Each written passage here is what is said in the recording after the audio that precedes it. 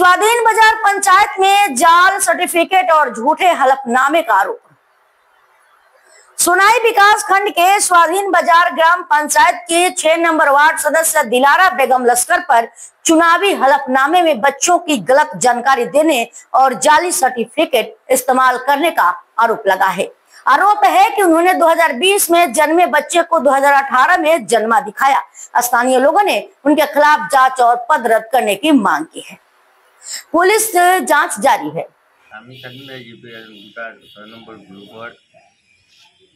জাকারিয়া লস্কর আমরা অভিযোগ আমরা 6 নম্বর গ্রুপের মেম্বার দিলারা বেগমের বিরুদ্ধে তার 3টা বাচ্চা তাকিয়া তাই দেখাইছেন এফিডেভিটও যে তার 3টা বাচ্চা ঠিক আছে, কিন্তু তাই একটা বাচ্চা 18 দেখাইছেন। কিন্তু আমরা যে তথ্য আছে তথ্য অনুযায়ী তাই 2020 একটা বাচ্চা হয়েছেন, যা যে তথ্য মেডিকেলের যে সার্টিফিকেট যে বাচ্চারা আছে মেডিকেল সুপারিনটেন্ডেন্টে যে ভেরিফাই করিয়া দিচ্ছেন যে তার 3 নম্বর বাচ্চা শিওর 2020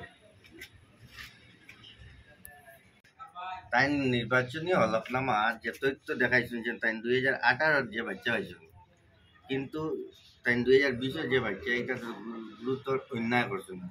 হ্যাঁ, আমি 6 নম্বর গ্রুপের ভোটার।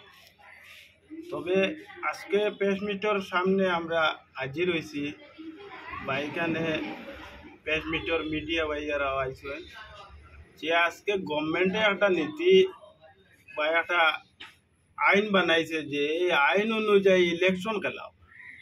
বিগত দিনে যেরকম খেলাইছেন এরকম নাই। গভর্নমেন্টে আসাম গভর্নমেন্টে এখন সিস্টেমটা বদলাইয়া যে 18 আগর বাচ্চাইন যারা আছে তারা এই ইলেকশনও প্রতিদ্বন্দ্বিতা করে। তবে আমরারও এই যে গ্রুপ 6 নম্বর গ্রুপের মধ্যে প্রায় 1000 পপুলেশন আছে, কিন্তু গভর্নমেন্টে যে সিস্টেম বানাইছেন এখন যে এই সিস্টেম অনুযায়ী দেখা গেছে যে গাইডলাইন অনুযায়ী তো ইলেকশন খেলাইতে লাগব, দেশের রাজার কথা শুনিয়া ইলেকশন খেলাইতে লাগব। তবে আমরা গেছে মানে আমরা নিজেও এইরকম মানে এই গভর্নমেন্টের ক্যাটাগরির ভিতরে আমরা পড়ছি না হিসাবে আমরা নিজেও ভোট খেলাইতাম পারছি না। অন্য তারা এই দিলারা বেগমে খেলাইছেন বা হালিমা বেগমে খেলাইছেন বা আমরা 6 নম্বর গ্রুপে 3 জনে খেলাইছেন। তবে তাই এই যে দিলারা বেগমে যে 3টা বাচ্চা রাখিয়া যে তাই এই গভর্নমেন্টও গিয়া যে তাই যে প্রতিদ্বন্দ্বিতা করিয়া তাই নির্বাচিত হয়েছে। তবে এইটা আমরা মানে আমরা নিন্দা জানাই। তবে কারণ কিটা যে গভর্নমেন্টের আইন মানিয়ে তো চলতে লাগবো, গভর্নমেন্ট দেশের রাজার কথা মানিয়ে তো চলতে লাগবো হিসাবে আমরা তো ভিডিও তো কমপ্লেন করছি।